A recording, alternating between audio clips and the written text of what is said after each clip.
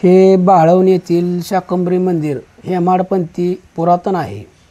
त्या शाकंभरी देवीचा भक्त धनगर समाजाचा होता।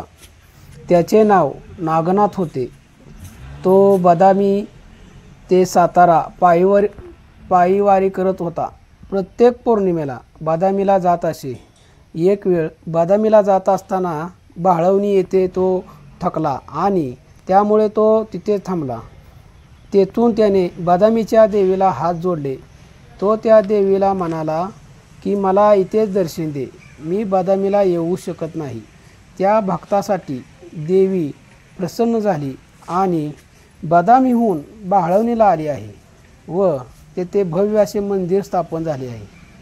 त्या नागनाथ या भक्ताची समाधी मंदिरापासून थोड्या अंतरावर आहे। या देवीचा नवरात्र उत्सव पौष दुर्गाष्टमी ते पौष पौर्णिमेपर्यंत असतो।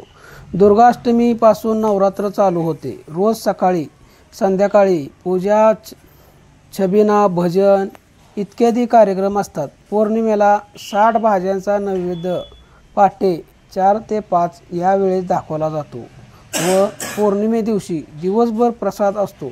संध्याकाळी पालखी मिरवणूक गावातून असते। ही पालखी पितळी आहे। ही पालखी शके 1827ला एका भक्ताने शाकंभरी देवीस दान केलेली आहे।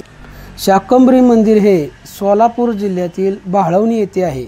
हे मंदिर खूप पुरातन आहे। हे मंदिर 1827च्या पूर्वीचे आहे।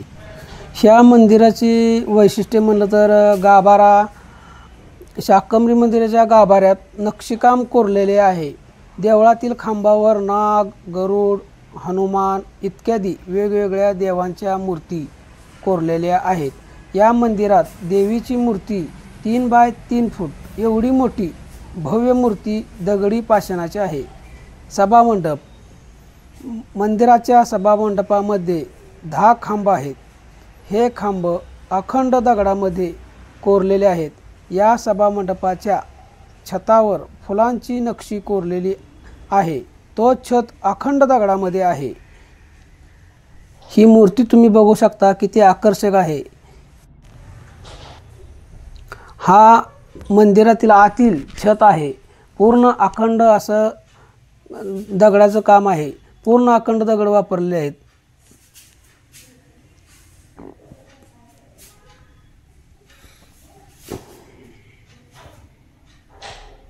एकदम सुंदर असं मंदिर आहे।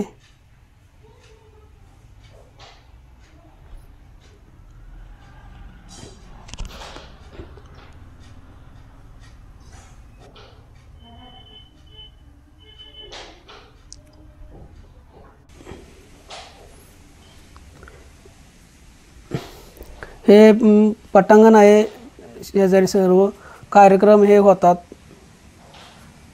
एकदम स्वच्छ असं ठेवलेलं आहे। आता आपण देवळाच्या बाहेर आलेलो आहे। मंदिराचे शिखर हे 70 ते 75 फुटाचे शिखर आहे। त्याचे बांधकाम पूर्ण चुनामातीचे आहे। त्या शिखरावर लहान लहान मूर्ती कोरलेल्या आहेत।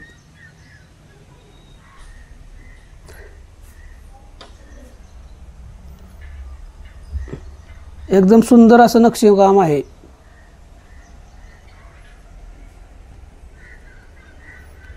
ह्या शाकंभरी मंदिरात मोठमोठे कार्यक्रम, लग्न कार्य हे होत असतात।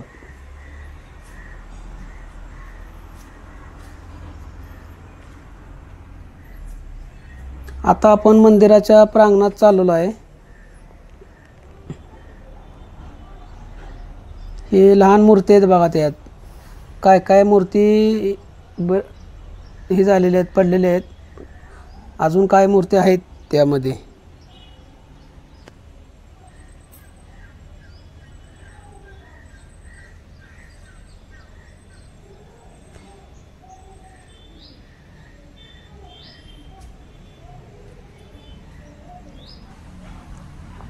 मंदिराच्या प्रांगणात पहिली दगडी फरशी होती, पण आत्ता मागील वर्षी जरा काम केलेलं आहे त्यामुळे ब्लॉक हे बसवलेले आहेत।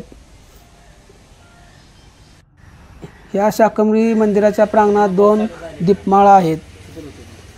त्या 50 ते 75 फूट एवढ्या उंचीच्या आहेत.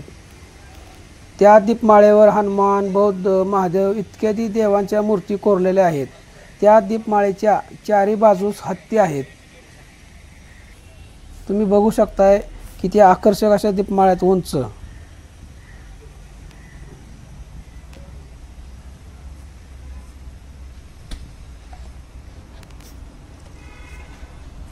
खूप लांबून भाविक हे दर्शनासाठी येतात.